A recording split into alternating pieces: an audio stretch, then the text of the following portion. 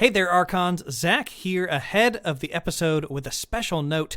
The next 3 episodes you're going to see in the feed are my audio logs from Keyforge Celebration. I'll be doing them for days 1, 2, and 3, doing interviews, recaps of games, my thoughts as we go along from each day of Keyforge Celebration. Now, we here at Call of Discovery usually do more evergreen content, but as you can tell from the past handful of episodes, we've been following the Keyforge news a bit more closely just because it's such a special time in Keyforge's life before the start of 2023 and after the Ghost Galaxy acquisition and GameFound campaign. So I'm going to cover these. Hopefully these will be little time capsules into what it was like to go to the first official Keyforge event in person in 3 years. It's been a long time coming. I'm already a bit emotional, to be honest, and I hope this either serves as a lovely recap of the event if you were able to go, or even more if you weren't able to go for any number of reasons, that you listen to these as they come out or you go back and listen to them, and hopefully it feels like I took you along with me, dear listener. Now, with all that said, the episode.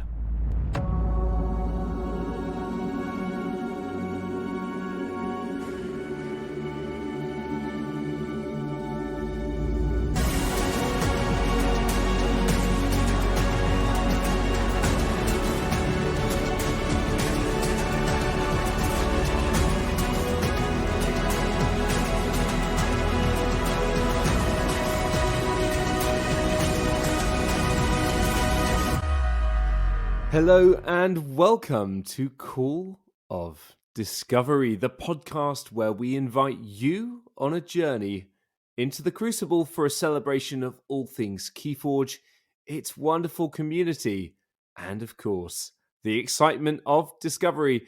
I am your co-host, Ed, and I am here with, it's the one and only Armstrong, it's Zach Armstrong. How you doing, mate?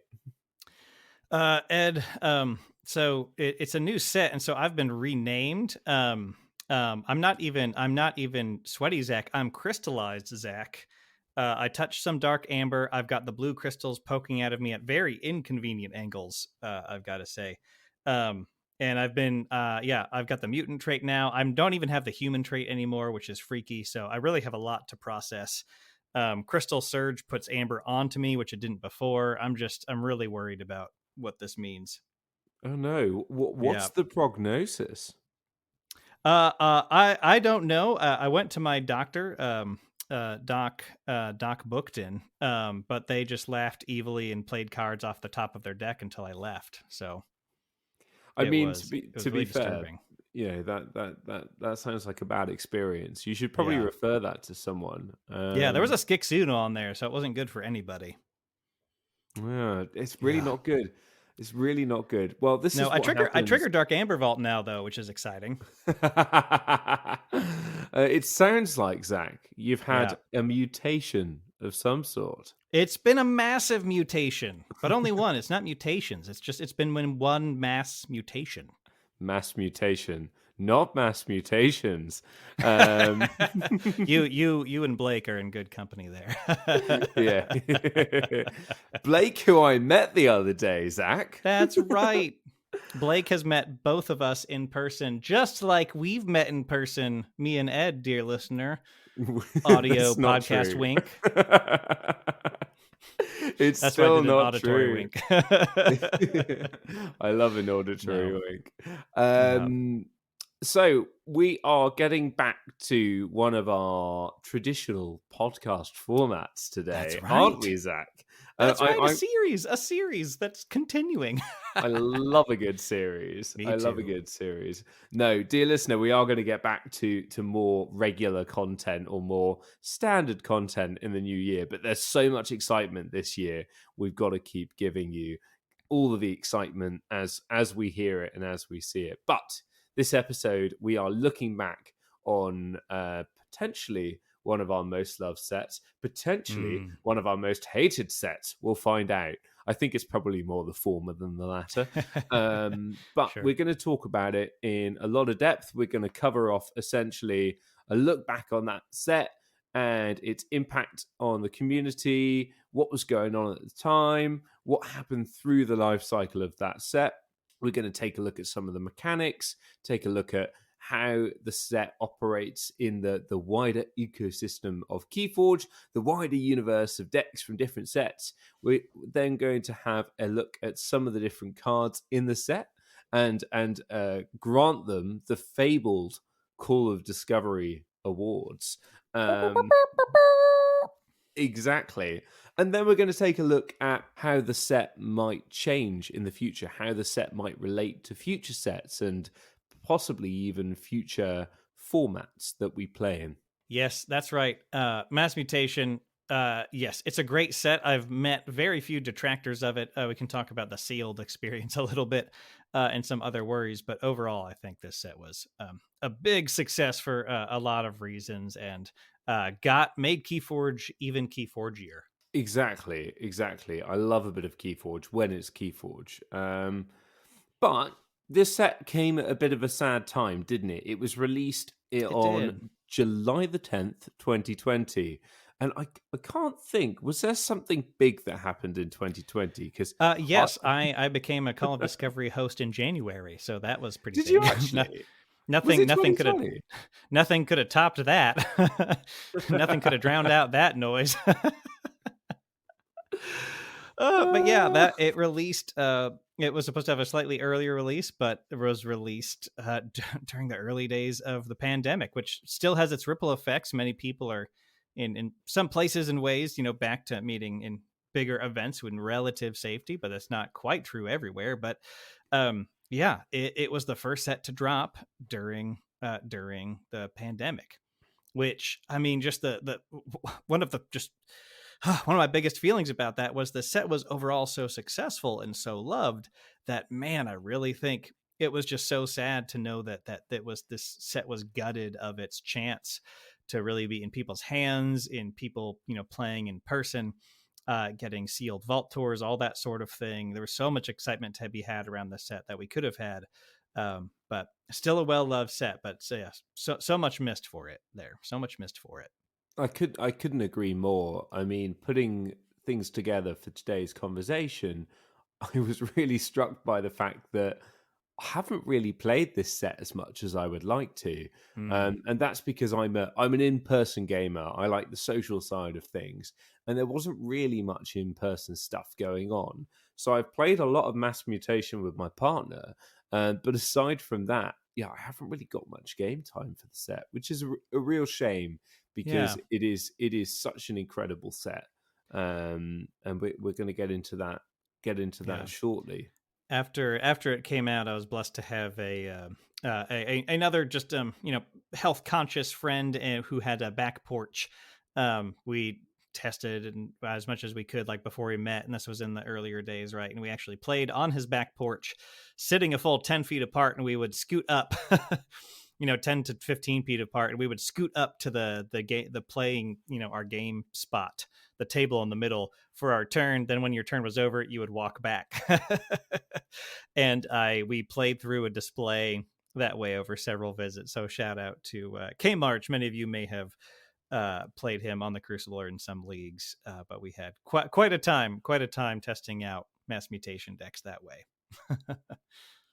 Oh, I'm so glad that you got the chance to do that. I think Yeah. because it's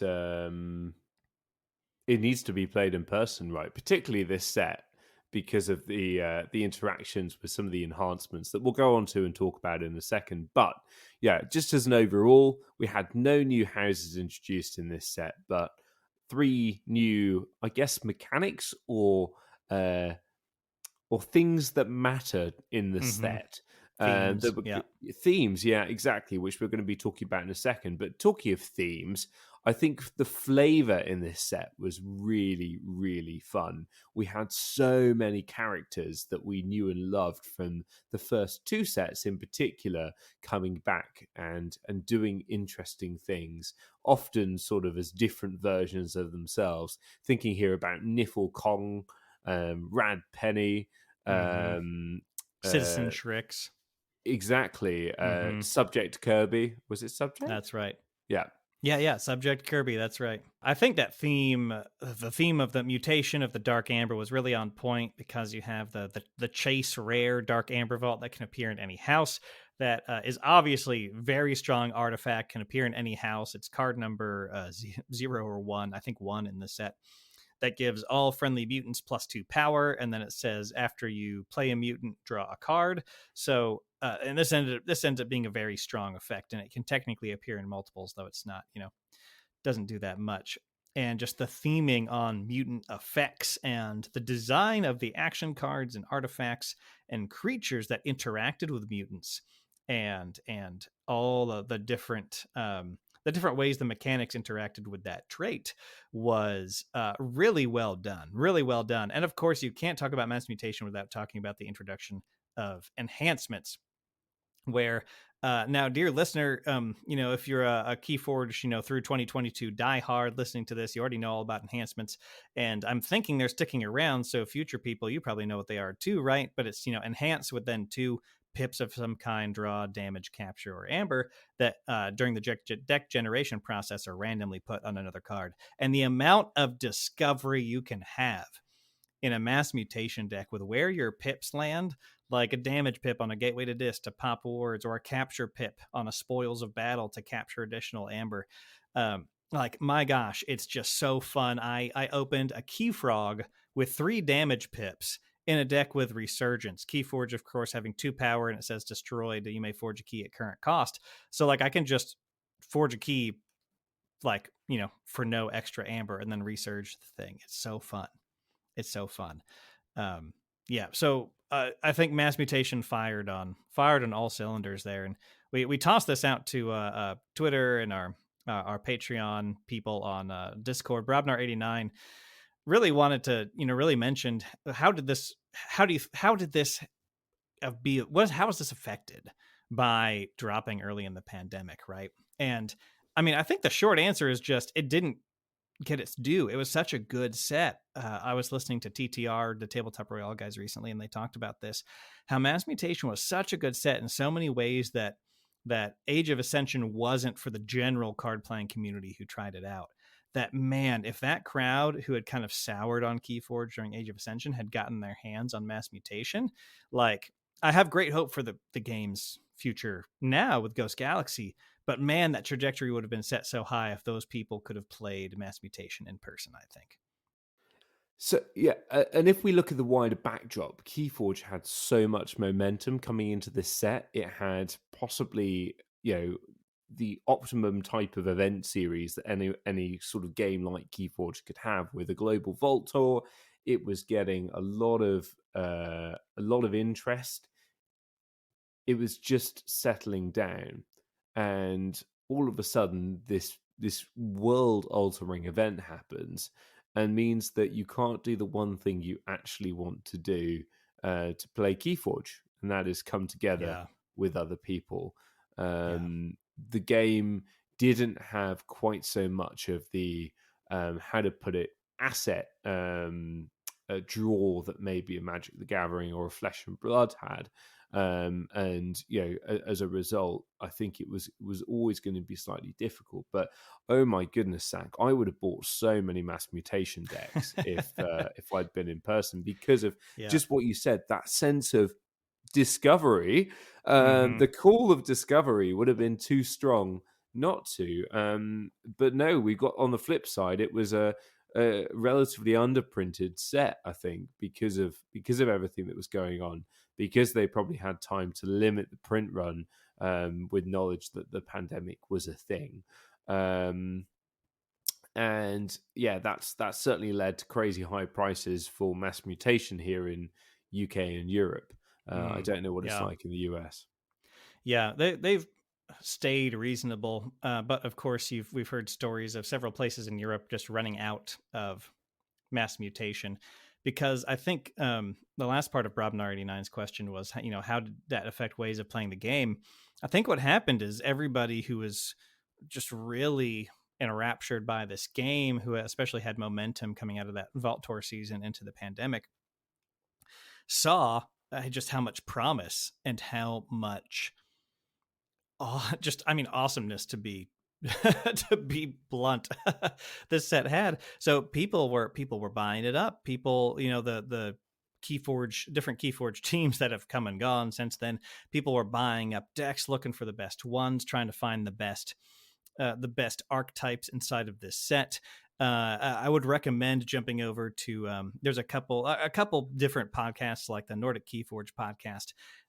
There is one Nordic Keyforge podcast episode where they talk about their signature format, Nordic Hexad, and they talk about the kind of really top tier deck that comes out of Mass Mutation that they're calling Crush, which is no matter how many times you board wipe it, they're always going to be just dumping really great creatures onto the board, constantly archiving, generating amber speed all the time. And there's just all sorts of fun cross house synergies in this set, all sorts of fun artifacts and creatures that I think people were able to play it online. Shout out to TCO keeping it alive there, and with being able to assign the enhancements. So TCO helped keep it alive, and I think this is really a deeply meaningful set for the people who played Keyforge through the pandemic, because it was an amazing thing, and it came to us in July of 2020, and it had to carry us through about a year of no new sets, and not a whole lot of news from Fantasy Flight.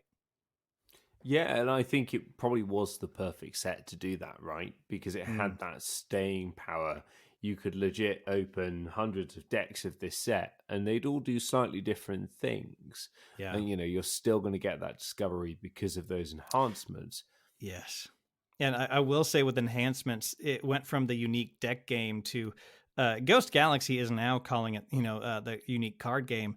But I literally, as far as decks that are registered, have a unique card in Keyforge because I have a Maverick with a enhancement, and I checked via Decks of Keyforge all the other registered decks, and nobody else has registered a Sanctum Subtle Auto with an Amber Pip on it. All the other decks with Sanctum Subtle Autos, none of them are either enhanced or there's no Amber enhancement pips in the deck. So like I've got literally this one card that there might be nobody else in the world who has that exact card in my deck that's already unique. So yeah, it just turned that kind of that special part of Keyforge up to 11 for me. And if we're skipping towards enhancements here, let's talk about some of those unintended consequences of enhancements. Things like the fact that it's harder to evaluate the value of the deck, the power of the deck on decks of Keyforge because of the random nature of those enhancements. Because for most people, they're not going to go through all their decks and update where are the enhancements on decks of Keyforge, and that's because it's not included in the algorithm. So when it comes on to when a deck gets registered, the registration doesn't know where the amber is. It doesn't know where the enhancements lie, and that makes it exciting. But also, I think probably presented some challenges for TCO, and makes it difficult for probably Ghost Galaxy moving forward to use this. Yeah, that is an unfortunate side effect, and there is the very corner case that if there's cash tournaments or something, or the game gets a lot more popular, there's the possibility that people could get cards printed with an ideal pip placement.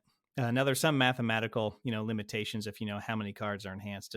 That's been a concern that people have noted without having that data. Fortunately, I don't think that's anything we're going to have to deal with anytime soon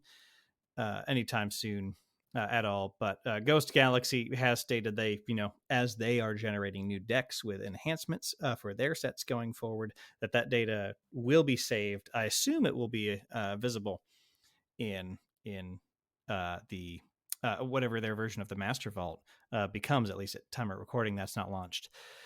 So yeah, there were some complications there.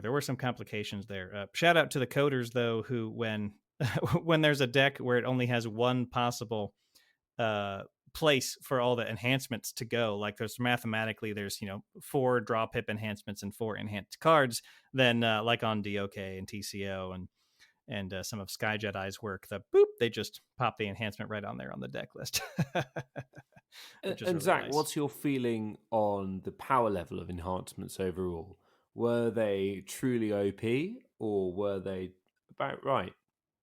Uh, about right, leaning towards a little bit powerful. You have your cards like Gloria's Attendant, that is simply a 1 power creature that enhances with 2 Amber Pips. Now, I think that's pretty well balanced. You're generally not going to be terribly excited about a 1 power creature, although it is a mutant, so you might have some synergies. And that's really kind of the baseline.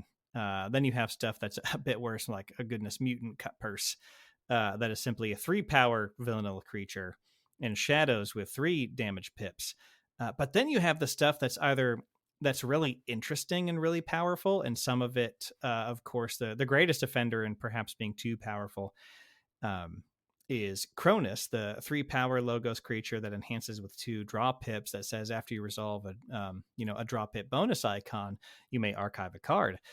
Now that ends up being really powerful in some faster decks. I think it's the only one I'm aware of that people are really worried about the power level of. You certainly have, I'm seeing in our notes here, Amphora Captura, Yeah. which has a very high win rate calculated on decks of Keyforge. Things like Maleficorn has a lot of value with damage pips. So I think there are some offenders in power creep as far as things that benefit from enhancements being played. However, I think most of them are generally as unfair as some other high end stuff has been in other sets. Just maybe a bit more common with Cronus being an uncommon card. So something to watch out for. And we'll see what answers come in future sets, right, towards draw pips and archiving. Yeah, that makes sense. And for Captura, by the way, is the card with the highest win rate in the set. That's It's right. above even Dark Amber Vault, which is it's one of those cards that just sits in your deck and it doesn't look threatening, but it's a real support, isn't it? It bolsters everything else. That's I right. just And want to say, sorry, go ahead. and I'll say Amphora Captura because it is a 1 set rare.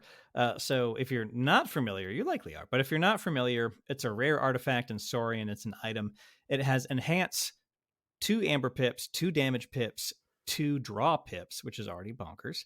And it has the passive text: when resolving a bonus icon, you may choose to resolve it as a capture bonus icon instead, which is pretty bonkers. You have a lot of effects that just turns anything into Amber control. You can combo that with Scrivener Fabian, who turns a capture pip into a steal. Lots of different combos that can happen there. Yeah, absolutely. And Zach, I get your point about card draw and Kronos, but I still think about card draw quite differently in Keyforge. And I'd much rather, unless it's on a Logos or surrounded by Logos with lots of archiving potential, I'd much rather have a capture or an amber or even some spot damage because frankly, in Keyforge, isn't it more like 1/3 of a card you draw because Yes. you might not be able 2/3 of a chance are you'd actually just draw it at the end of your turn anyway, and you wouldn't be able to play it. So unless you've got house cheating, unless you've got a good amount of archiving available to you on the turn that you get to use that, it's not really going to add that much value. Yeah, in a standard Cronus deck that's just run of the mill, that's going to be the situation where you're only going to have a handful of draw pips, maybe 2, maybe 4. Once you start getting up to like 6, 7, 8, and depending on placement, that's where it starts to really. This is kind of a higher end Archon solo concern with Cronus. I think in just any regular old deck, if you're playing sealed and you get 1 Cronus and no other draw pips, it's going to be a good card. But it's not gonna overpower your opponent on its own. Awesome. In a sealed environment, I think generally that Amber is going to do a bit more work. Cool. So coming back a bit to a higher level, and we're looking back at previous Keyforge sets here, and people have just come away from Worlds Collide, which arguably had some variance in power level between houses, with Grobnar Famously, being I'd say. the almighty strong house, obviously. And so Zach, firstly, do you think that Mass Mutation did a better job of getting more balance between power variants and houses? And secondly, do you think that there was a better job done of power variants between decks? Uh, the short answer is yes. I think the houses were relatively balanced. Logos was still kind of just the favorite child, of course, with a number of blazingly fast things. Dis remained good at some steel and destroyed effects, and essence scale being an absolutely top tier card. But all the other houses can really pull their weight. You do have setups in most other houses in Mass Mutation that are pretty good. And this is, speaking generally, if you're going to take something to a weekly night, or you're opening it in sealed, all the houses have some setups that are just going to really just go. Shadows was a bit weaker this time. They like to keep tacking on requirements you need to meet before you can steal, with the exception of like bone knithing. It had a requirement. It was just a great one. So I think they did great spreading out the power amongst the different houses. You still have the houses doing a lot of the things you're used to with some new mutant stuff. And no house feels totally left behind like Brobnar did, like Brobnar felt in Worlds Collide. Everybody really had something. There are good setups. There are good lineups in each house. In this set. And I think as far as competition goes, like there's plenty of Mass Mutation decks that are just clunky. And I guess this is a place to mention the sealed experience. A lot of people have the experience where if you don't have creature control in your Mass Mutation sealed deck, you're going to have a bad time, because there's a lot of creatures, there's a lot of effects on creatures, lots of decision points, lots of play effects, lots of destroyed effects, lots of very effective creatures. And so if you can't keep up on controlling the board, and usually just being able to fight stuff is not enough, you have to be cycling. You have to be efficient with your action card removal. You're not going to have a great time. There are often feelings of a lack of agency. There's that feeling that, card game designers have talked about, where you want to generate the feeling that, you aren't without options, that you always have options to play, that you have a chance at a game. And sometimes in Mass Mutation Seal that just didn't work. You can go back to TTR's Tournament of Champions and just watch Nathan Starwalt's face in the early rounds of that, as he just gets super super angry at the deck he's playing, because he doesn't feel like he can really pull out a W there. I will say, just as another experiential note, our little scene here in my town has mostly just played Mass Mutation Sealed.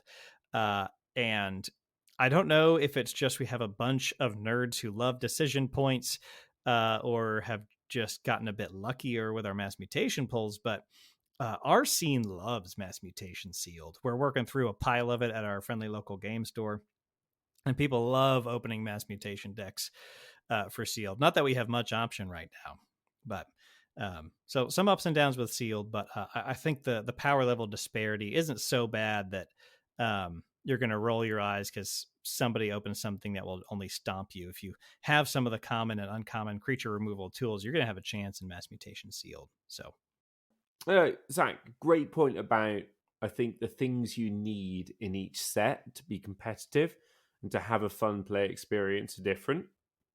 And completely agree with you on the creature control thing on this one. However, the stats also agree with you that there is very little variance between houses in this set from decks of Keyforge. They put Sanctum and Star Alliance very slightly behind, whilst Dis and Logos are very slightly ahead. But, frankly, you might have a deck with a really strong Logos, Star Alliance, Sanctum, for instance, and you might have a really, really bad Dis, Logos, and Untamed deck. So I don't think it's because of enhancements spreading the love so much as they do. I would question the ability of stats to properly capture the complexity of this set. I think each house's kind of standard deviation is pretty tiny. I've played some in a net deck tournament, essentially played some really high end Star Alliance, and there are some decks that really love using Font of the Eye from Sanctum, the artifact that says Omni if an enemy creature was destroyed this turn, capture an amber, which especially in multiples is just so good. So yeah, I think each house has a top tier, some top tier cards and some top tier setups as far as pure strength goes. And it's pretty easy not to feel left in the dark if you get to pick from a few sealed decks. You just need that creature control. The nights that I sweep with Mass Mutation, it's when I have creature control in every house at locals. And how Yeah. about power creep? Because going out and getting questions from listeners, both Sky Jedi and Karen Brown mentioned power creep, and Karen said, is there power creep? And if so, how can the game find answers without further power creep? Yeah. So I think I'm not ready to call this set power creep until I see the power level of other sets as far as what you might pull in sealed, what you're going to be looking for an Archon solo deck, or excuse me, the tentative title, just Archon deck, Archon standard. So I think there is a bit power creep. I don't think it was purely intentional. I think just with how decks were generated, what was at common, what enhancements were on what rarities, that sort of thing, I think that some of the top end decks ended up being pretty strong. I think though, power creep will only be power creep if this set, at least in an Archon standard setting, an Archon setting, if these top decks can continue to regularly beat other top decks from future sets, then I would kind of, looking back, call it power creep. So we'll see. There might be decks that can keep up with this kind of throw tons of creatures onto the board stuff. There might be decks that people have yet to pull out and practice with and discover just because they don't look great in other matchups right now. So people haven't really picked those out. And there might be stuff in future sets, either Winds of Exchange or Grim Reminders that really push against this. So it's kind of a lame answer, but just given the nature of Keyforge and matchups, I'd say I'm going to have to wait and see if it's power creep. Yeah, no, Right? and Yeah. once again, the stats, albeit are they accurate in this set? We got to question that. Their accuracy in sets 1 to 3, without all of the amber and capture and all of these lovely things on different cards. I think it was easier, but now it's a bit harder. But that shows this set as being the most powerful on average of all of them. But it's not by a large margin. And interestingly, Kota is second. Yeah. I think that's why my favorite thing about Keyforge, one of them, I can't say my one favorite thing, I just have so many favorite things about Keyforge, is matchups, which is why I think Mass Mutation decks, I think if you paid for everybody's airfare and said, okay, everybody bring your top Archon solo decks, we're gonna do best of 3, I think a lot of it would be Mass Mutation from what we've seen in online play. I think actual local metas are going to look a little bit different, and I think as people look to answer the meta, both with future sets and other kinds of decks they have in their collection, I think that may churn a bit. I don't think Mass Mutation is so far ahead that it'll leave everything else in the dust. Mostly because Mass Mutation doesn't have a whole lot of OTK, one turn kill setups that are just going to combo out and forge all 3 keys. What they have is a lot of speed, a lot of good creatures, a lot of amber control. So they're just really good decks, but they're not winning off of a combo, which I think leaves room for other decks to match up against them with. But we'll see. They've been dominating online. We'll see what holds up in real life. Because we've done it before the designers did it before with Worlds Collide and like bringing in key cost increase and steel hate. There are ways that they could really help out against Mass Mutation. And what you said there about there's no one combo winning games for you, I think was reflected. I was looking through the set trying to find for our award ceremony, Zach, who would be the contenders for most infamous card.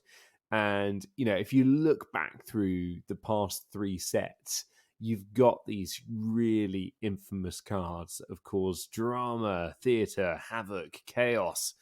And there weren't really so many in Mass Mutation, which is also kind of reflected in the win percentages of the set and the fact that there didn't need to be any erratas following the release of the set. So always a good sign, always a good sign. Shall we talk about a couple of the mechanics we haven't got round to? Yeah, for sure. What was gigantic, Zach?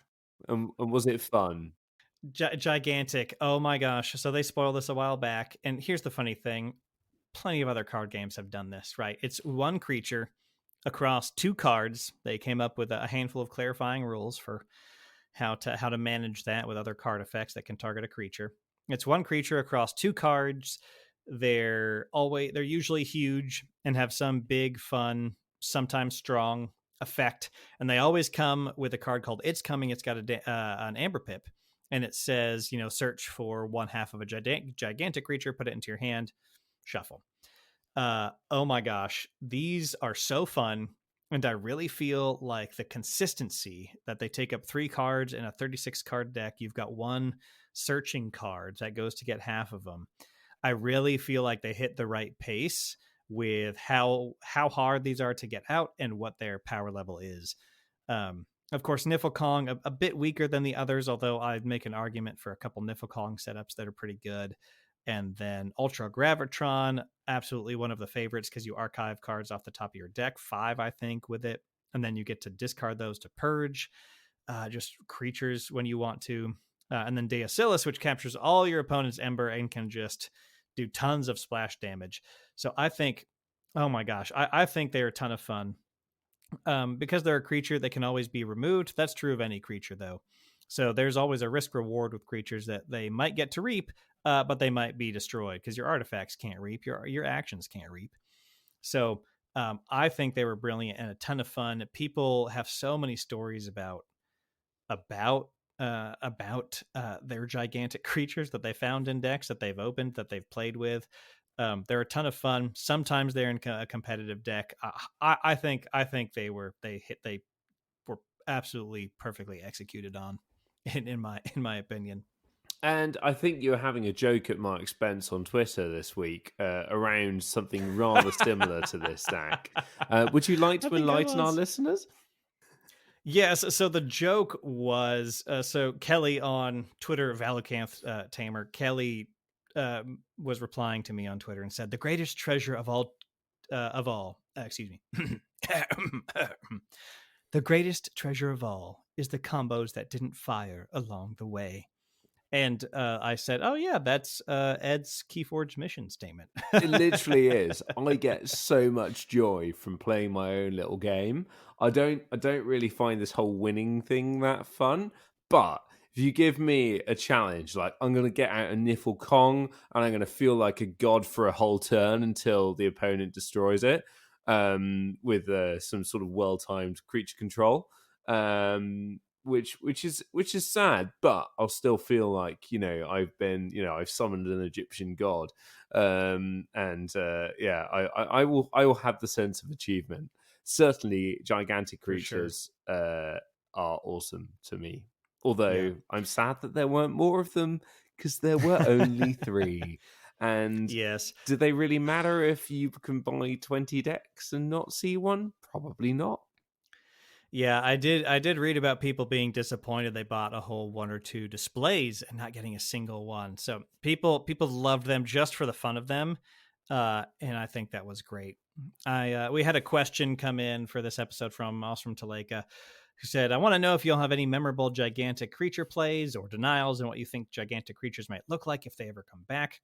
I just want to see them. I just want more of those big splashy effects that aren't quite too strong, but make you go, ooh, when you see it. And just deeply themed for whatever house they're in. I would love to see it in Brobnar, of course. Brobnar already has giants, so I can't imagine what's gigantic to a Brobnar giant. A Khalifa dragon. What would be so big? What Um, what if it was Mega Mega Narp? Ultra No other Narp. creatures can reap. Reap gain 4. Oh, that's terrifying. But one of them was actually quite good. Ultra Gravitron has a win percentage of 56.8. It's up there with the top cards in the set. Yeah. The others not quite so good, but this one it really did stand out. So it suggests that if it's balanced well enough, it can stand out in some decks anyway. Yeah. I have had the most fun, I'll have to say. Well, okay, 2 quick stories for Ostrom Teleka here. Very quick. I've had a ton of fun with Niflkong. It's probably the gigantic I've had the most fun with at the table, especially when I get it with a bunch of Niffle apes, because you might say, "Oh, you have a whole lot of Niffle apes. That's not so fun." But I've often or several times pulled it with Niffle queens as well, and the Niflkong goes and gets all Niffles. And sometimes that's like between the Niflkong and all your Niffle apes and your queen, that's like 2/3, if not 3/4, like most, maybe 9 or even 10 of your untamed cards. Like if you get Niflkong out, all of a sudden the rest of your deck is mostly just 2 houses. And I've had a lot of fun with that. I've had a lot of fun with that across at least 2 different decks. And I will say one of the best ways to cheese the Key Raken in the Key Raken co-op scenario is everybody bring Deosilus decks. Just everybody bring Deosilus decks and time out your Deosilises, get your Ludo out, then blow up your own Deosilus. Oh my gosh, it's so much fun. I would really love to try that at Nightmare mode. Okay, that sounds with awesome. the new co-op modes. Yeah, that sounds really cool. So, yeah, I have had not a ton of competitive success with the Gigantics, but the amount of the amount of fun I've had with the Gigantics is off the charts. Off the charts. Now, there's another mechanic or theme I don't really know what to call it, that we haven't spoken about, and that is the titular mutations. Now, Zach, the fact that we haven't spoken about them yet, is that really kind of symbolic of the fact that they were essentially the Mega Narp of this set? Or did they work? Were they fun? What do you think? Were you happy to see mutants in your deck? I was happy. I was always looking for that mutant synergy with Kurzap that blows up all non-mutants, or Crystal Surge. I love the dynamic of how that plays in intra-set versus out of set, right? So I think that was great. It was great as a theme. I loved the through lines you see in things like Doc booked in to Helper Bot to Bot booked in. Like there's a whole story there, right? Even Senator Shrix and Worlds Collide to Citizen Shrix. What it tells a story there. Senator Shrix spending captured Amber as a politician, and then they lose an election and they're stealing Amber. And the flavor text is like something like, after the election, everything changed. It told a lot of really good stories while having a solid kind of thematic mechanical base. So while a lot of those changes in the storylines weren't quite as flashy on the board, I think it was the perfect base for all of this other stuff to be built on. And I had a ton of fun with it. I love, Comm Officer Kirby to Subject Kirby. All of a sudden, he's a test subject. There was a lot of fun mini storylines in there that really just make you feel connected to the world of the Crucible as much of a everything in the kitchen sink setting that it is. Like it worked. It worked. Yeah, so true, so true. But all of the things you've focused on right now are the flavorful mutant creatures in the set, not necessarily the ones that sat between the different houses. So for any listeners new to this, there was essentially a kind of round of different cards where you had say a Sanctum and a Logos hybrid, a Dis, and a Shadows hybrid. Every house pairing had its own hybrid. That's right. And that's right. if I'm honest, Zach, I absolutely loved the mutations. I loved Rag Really? Penny. I loved all of that stuff. But those house pairing mutants really, I just found quite underwhelming. Sure, I can see that. A number of them, somebody figured out the math right, because basically what happens is you start with a blank 4-power creature, and then depending on what houses you add or subtract power, armor, and abilities. And yeah, there were some real stinkers. Like there were 2 different ones that just ended up as a 3-power creature with elusive and skirmish, which we already had that in Shadows in Worlds Collide, and it just felt boring. It was like, oh, there is a vanilla creature. There is there is a 2/2 for 2 bear in Keyforge, and it's these creatures. Yeah, I But just don't some of think them were good. Keyforge does vanilla, or at least like the vanilla ice cream of Keyforge is the kind of Cornish clotted cream ice cream, which is for any Americans listening to this. I know you're a clotted cream man, Zach, but anyone I in the am. US who hasn't heard of clotted cream, you need to sort of get the kind of black market smuggling ring for clotted cream out of the southwest of the UK, because frankly, you don't know what you're missing out on. Anyway, with that in mind, I think we've covered off a lot of the main themes of the set. We've covered off a lot of the main mechanics. Shall we go into our very real? I've got some awards in front of me here, Zach. They're real. They exist. It's a compass of discovery, and we're going to reward them to certain cards.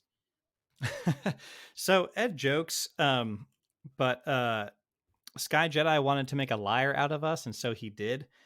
He actually 3D printed the Call of Discovery Compass Award.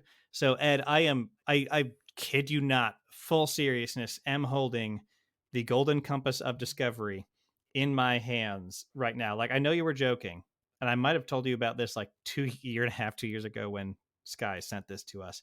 But I legit have the award in my hands. I'll have to post a photo.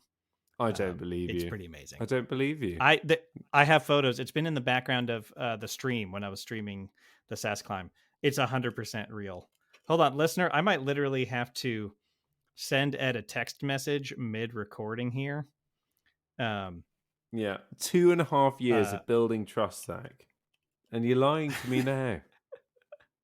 No, it's real. Okay, yeah, I'm just gonna like manipulate my phone. Manipulate my phone live on the micro. Oh gosh. Oh, my case doesn't. Okay, hold on. I'm a really old man when it comes to technology. Here we go. Yeah, me too. Okay. It has been sent to my co-host, dear listener.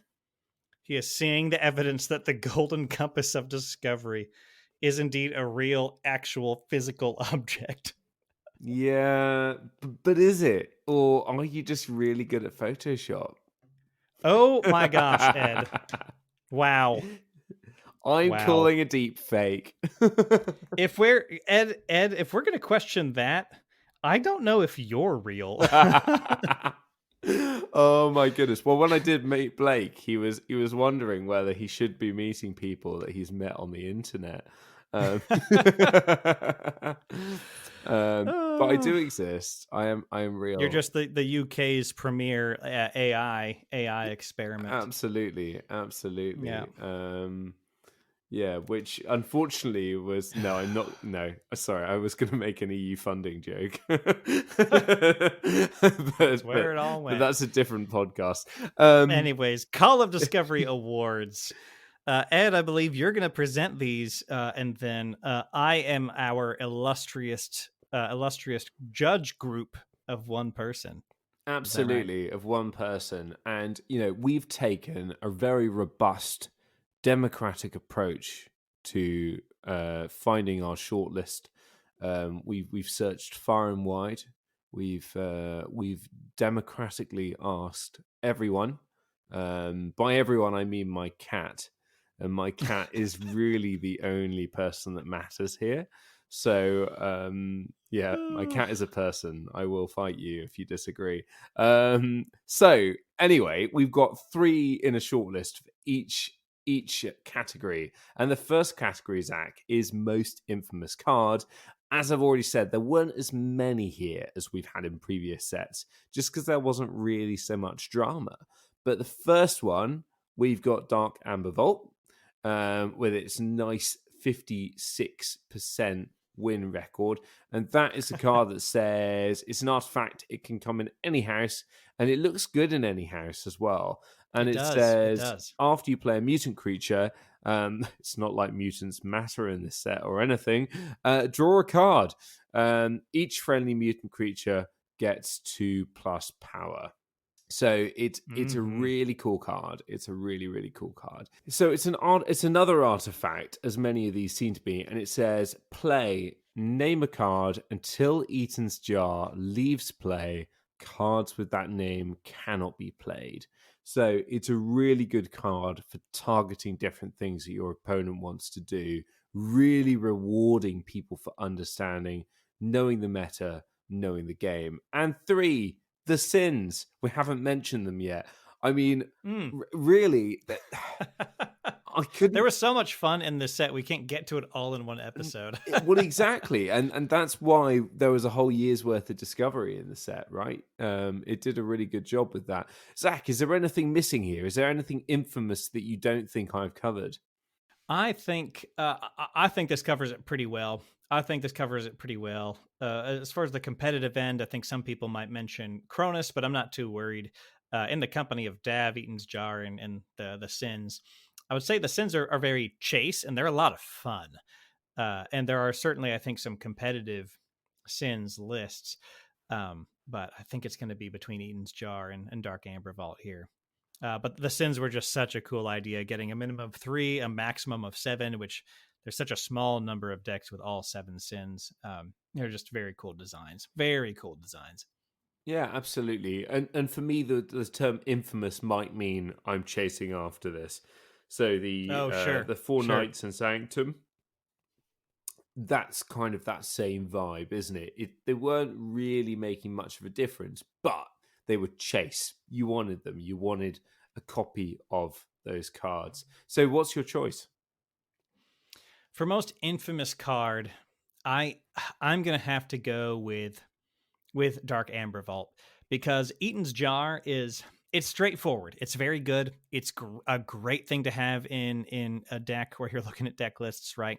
Making a strategic choice, all that sort of thing. Shout out to Helena, a deck owned by Zeramis over on the Nordic Keyforge podcast, which makes great use of Eaton's Jar. It's a brilliant card, but I think Dav is just oppressive. Dav, like Eaton's Jar, you know what it does. You go, dang it, okay, I can't play this card. Dav just Eaton's Jar makes you grunt. Dav makes you cry. Dav gives speed where there shouldn't be speed. Dav gives extra power, so you just have more removal options. Dark Amber Vault is just nasty. Dark Amber Vault is just nasty. When we tossed this out, Jake Friedman, formerly of Sanctimonious, now of Decision Space, said, "Talk me off the ledge about the design of Dav." I'm like, Jake, I don't know if I can, man. I don't know if I can. I think you're gonna just teeter off that despair ledge about Dav. Thank goodness it's like ultra rare. So, yes, I don't know if I'm ready to call it like a too strong design mistake. I don't think it's quite that bad, but I think it's absolutely nasty strong, absolutely nasty.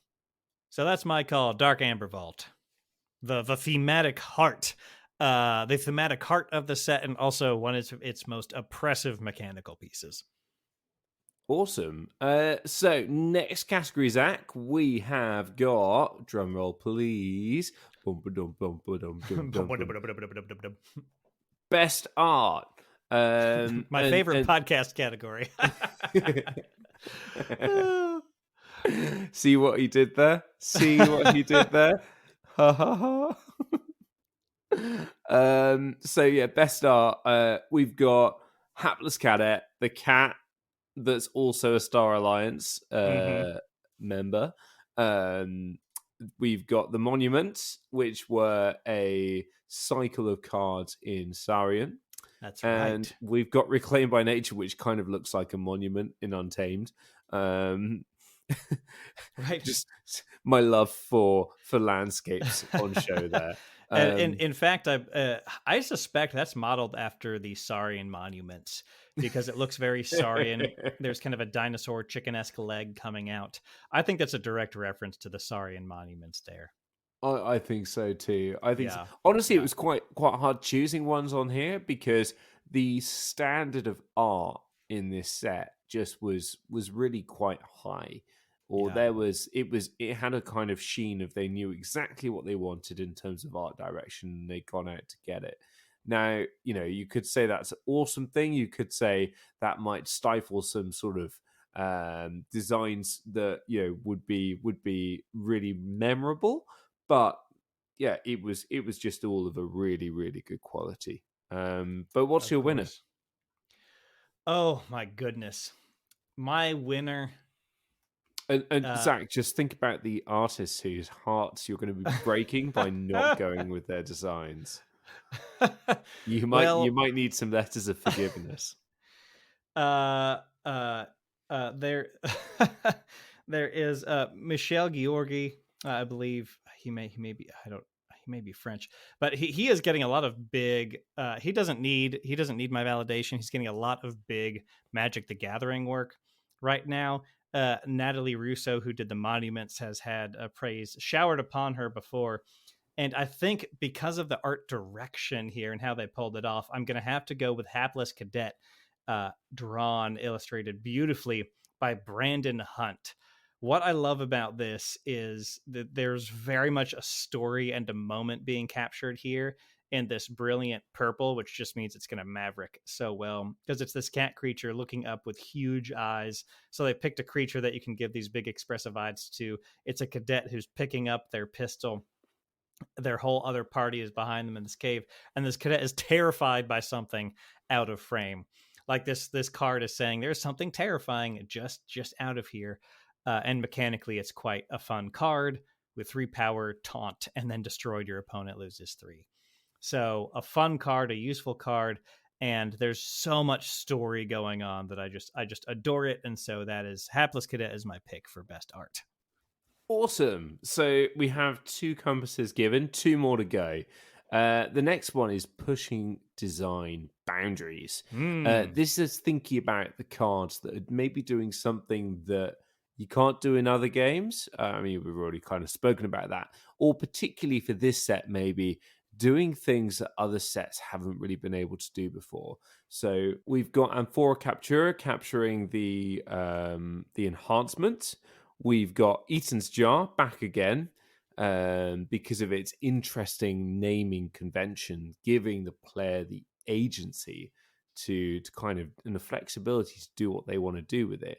And then It's Coming, which is kind of essentially a tutor, if not a very, very focused one. And what I mean by a tutor for those kind of uninitiated with card games or newer to them, it's something that collects a certain card or type of card from your deck. Yes. Oh, for pushing design boundaries, this one is pretty easy for me. It's pretty easy for me. I'm going to have to go with Amphora Captura because it is an enhancement focused card, giving a bunch of them and then giving you options based on enhancements and playing those enhancements. That's a pretty easy pick for me. I love that is just further exploring the space that Keyforge occupies with enhancements and doing something even more interesting and giving you choice with enhancements. So yeah, Amphora Captura all the way. Awesome. Oh, so we've got 3 winners, 3 lucky winners, one left, and this is possibly the most Call of Discovery of the lot. So ooh, I'm excited. Yeah, so we have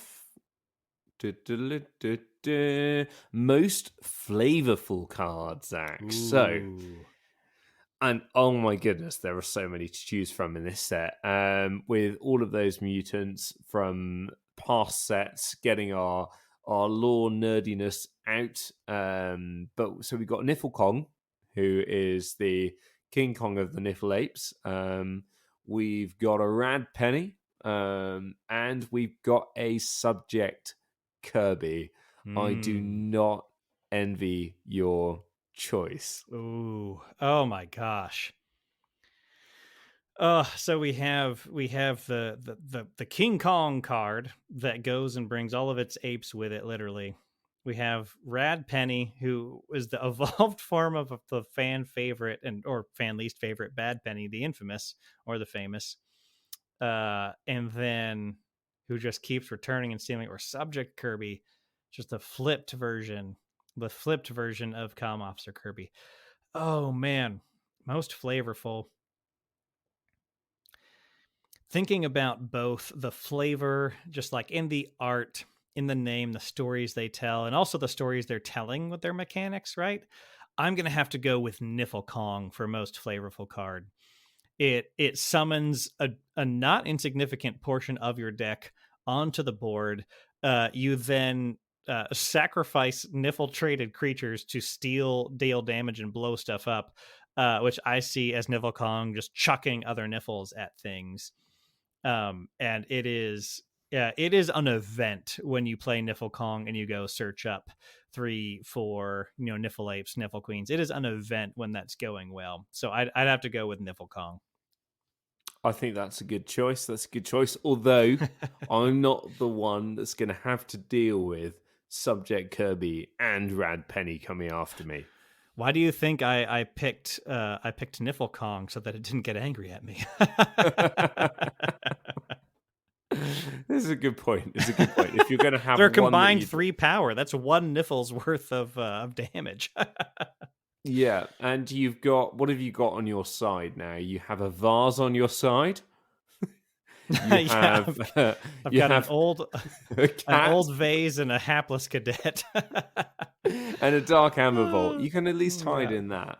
There we go. There we go. Good job you haven't annoyed 2 mutants that are going to be more powerful because you've because of where you're hiding. Yeah, at least I'm crystallized, Zach, for this episode, so it'll be even footing there. Oh yeah, you're a mutant too, of course.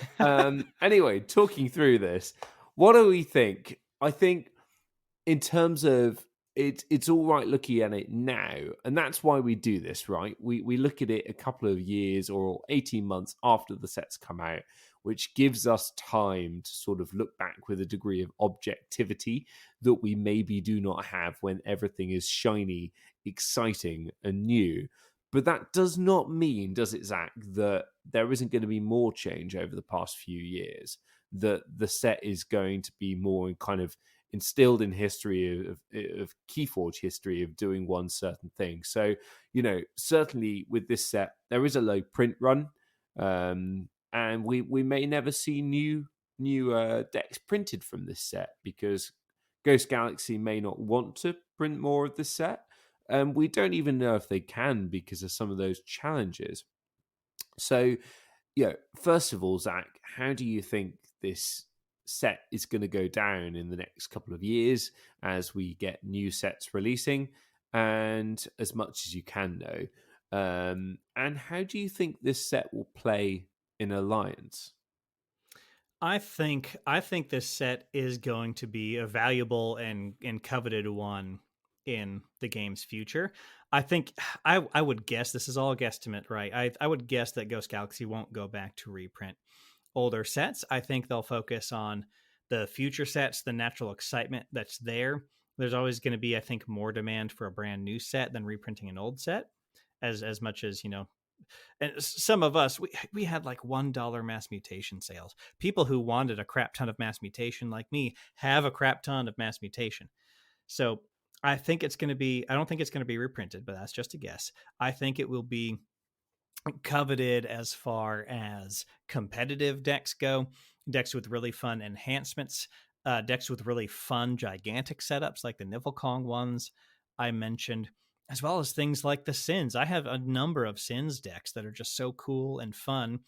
And I also think, due to enhancements with how they fall, it looks like Alliance Standard, is likely here to stay. We're still in the testing phase, of course, as of recording, but I think Alliance Standard is here to stay. And you could, there might be some infamous things you could pull off, just pulling together 3 different house pods that are all just loaded with enhancements, where the card that gave the enhancement isn't present, and so you don't have that drawback of that Infomorph or that Gloriana's Attendant. So I think this set is going to have a really powerful presence going forward on a fun and collectible level because of, gosh, we couldn't even get through all of the fun series and sets of creatures, and then the monuments and the sins and the gigantics, and we couldn't even get through all that. Like, we kept remembering more as this episode went on. And it's also a set with a lot of strong decks. So I think Mass Mutation is going to live large in the mind of many Archons for some time to come.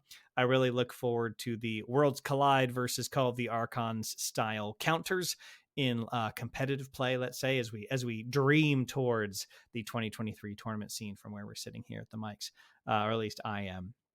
So I think it's going to have a lot of staying power. But what about you, Ed? From your perspective as a Keyforge player, what kind of value, what kind of future do you see Mass Mutation having for you? Because I know you're a little bit less sweaty than I am. Yeah, I think for me it's going to be discovery and ongoing discovery. I think, we'll get to this in Dark Tidings, but I think Dark Tidings will probably have a bit less of a tail for me because it's very complex. There's a lot to think about, and I don't know. Mass Mutation kind of hits that sweet spot a lot more, where there's a lot of stuff going on, but it's not so complex that it's not relaxing. So I think there's decks to rediscover in Mass Mutation. I think there's more things to discover, and I think other things are going to become more powerful. Maybe Eaton's Jar, for instance, might really come into its own with a particular meta in 5 years' time. So we just don't know, and that's quite exciting.